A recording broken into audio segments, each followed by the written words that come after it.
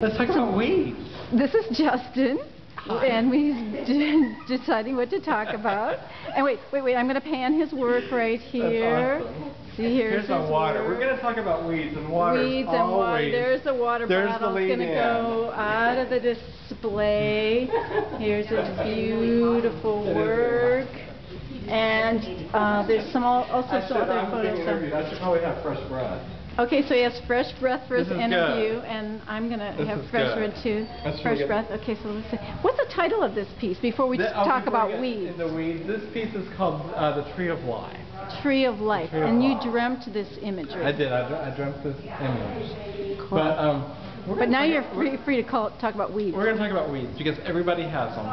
And if you don't know that you have them, you're just not looking around. You're spending way too much time in the house or not even really paying attention when you walk out to get the mail. And weeds are like, it's amazing. I'll tell you a good weed story. Okay. I have a friend. Maybe move you a little more in the light. Yeah, we could come over here. Okay, that's good. I have a good weed story. I got in trouble once. This is good light.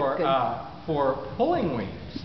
Wow. And I have a friend who is a teacher, and I was over at her house, and she wasn't there. I went over to paint a door. I was going to paint her door for her.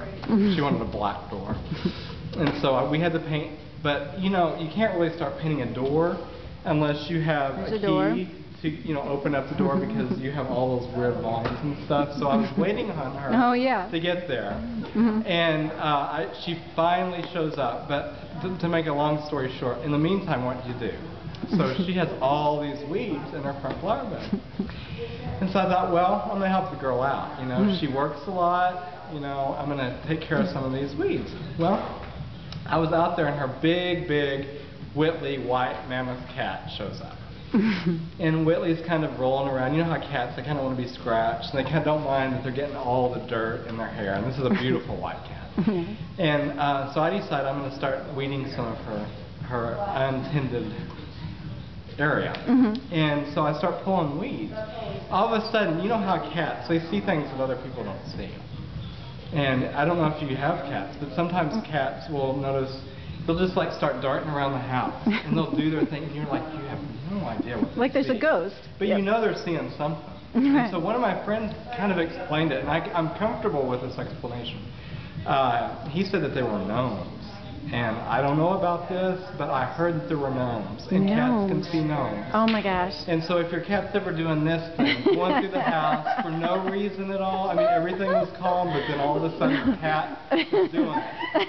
It might be a gnome invasion. It might even be one. You might have tracked them in from the garden. Who knows how they got there? Yeah. Or one time I had a gnome invasion from unpacking my Christmas ornaments, and that makes a little sense. You know, I had the tissue on the floor, and then all of a sudden the cat is going mad. It had to have been a gnome invasion. Anyway, we're getting back to weeding the front area of my friend teacher's house. You can tell Justin's young because he knows how to get back to the point of the story, unlike some other people we know. You can circle back. So the cat's out there doing its thing in the sun, and I'm going, God, is she ever going to show up? Where the heck is she? I know she's on Home Depot because I have the paint.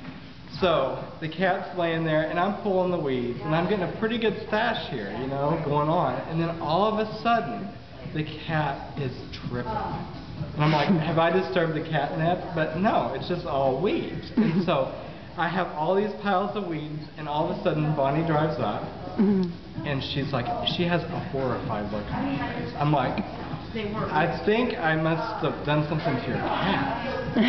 And she was like, oh no.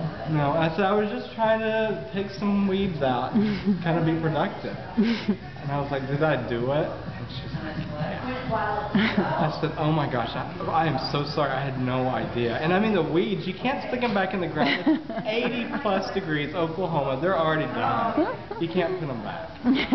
The cat is going wild, and Bonnie's standing there shaking her head. Yes, that was the gnome area. That was their garden. We leave that area. The petunias are over here. The periwinkles are over here.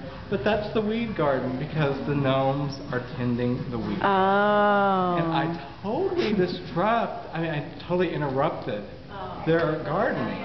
Oh, and so no. the cat was there. Trying to warn you. Was trying to warn me, but the cat was like getting all like flustered because the gnomes were pulling on its hair. They were on the cat's back. The cat was just, he couldn't help himself. And he didn't do anything. He was just standing there going, oh, no, don't do it, man. don't do it, don't mess with the weeds. Okay, So that's my weed very good story. Applause, applause, yay!